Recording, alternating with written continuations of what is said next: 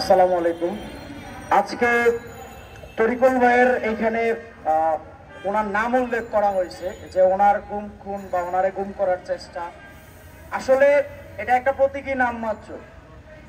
আমাদের বিগত সময়ে আজকের আগের দিনগুলোতে খুব ভয়াবহ সময় আমরা পার করতাম। তরিকুল ভাই সহ আমরা বিভিন্ন সময় একসাথে প্রোগ্রাম করতাম, বিভিন্ন এই ফ্যাসিস্টের বিরুদ্ধে, দুর্নীতির বিরুদ্ধে, এই স্বৈরতন্ত্রের বিরুদ্ধে আমরা যখন বিভিন্ন প্রোগ্রাম করতাম, ঠিক প্রোগ্রাম শেষে শুধু উনি না, এরকম অনেক অনেক মানুষকে, অনেক অনেক সংগঠকদেরকে সরকার বিভিন্নভাবে হয়রানি করত। তো আজকে আমরা মনে হচ্ছে যে আমাদের উপর থেকে একটা পাথর সরে গেছে, কিন্তু এখনো পুরোপুরি সরে নাই।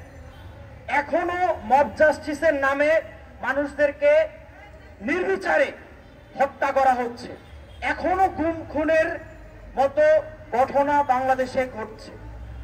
নির্বিচারে হত্যাকাণ্ড, গুম খুন, এটা কোন সরকারের আমলেই কাম্য না।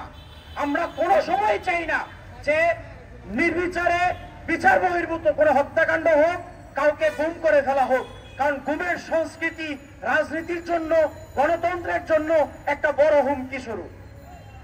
আমরা এমন একটি বাংলাদেশ চাই যেখানে মানুষ অন্যায় প্রতিবাদ করবে, মানুষ বুক খুলে কথা বলবে, মানুষ স্বাধীনভাবে তার নিজের অধিকারের কথা এবং সমাজের নিপীড়িত মানুষের অধিকারের কথা বলবে। প্রত্যেকটা রাজনৈতিক সংগঠন মানুষের অধিকার আদায়ের কথা বলবে, কিন্তু কখনো তাদেরকে মুখ চেপে ধরবে না, তাদেরকে গুম করবে না, তাদেরকে হত্যা করবে না, তাদেরকে সামাজিকভাবে নানানভাবে হয়রানি করে বেড়াবে না।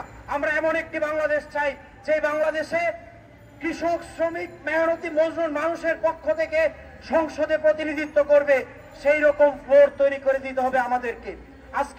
আজকে যে বিএনপি সংগঠন, শুধু এই সংগঠন না, অনেকগুলো রাজনৈতিক সংগঠন বাংলাদেশে তৃণমূল থেকে রাজনীতিবিদ তৈরি করার কাজ করতেছে, গণমানুষের প্রতিনিধিত্ব তৈরি করার কাজ করতেছে।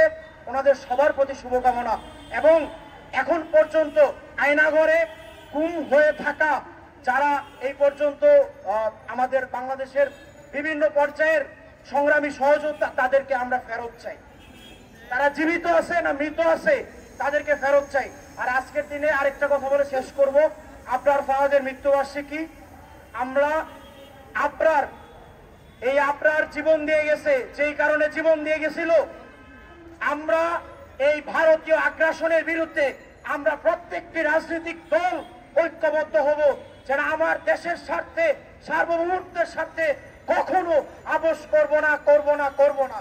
আমরা সব সময় এই আগ্রাসনের বিরুদ্ধে আমরা আমাদের সর্বোচ্চ কণ্ঠস্বর, প্রতিবাদের জায়গা থেকে সর্বোচ্চ স্পিরিট আমরা সবসময় বজায় রাখবো।